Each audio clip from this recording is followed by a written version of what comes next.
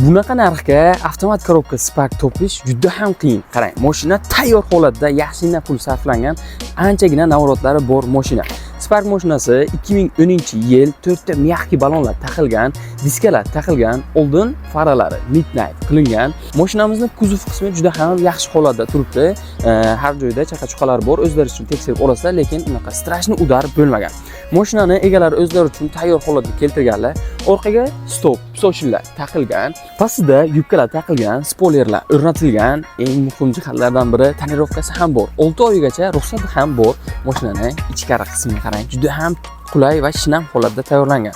Salon qismida juda ham ko'p navrotlari bor. Obshivkalari yaxshi holatda, kolonka uchun joy qilib qo'yishgan. 3-pozitsiya, merch deflektorlar qo'yishgan, propan gaz baloni ham bor.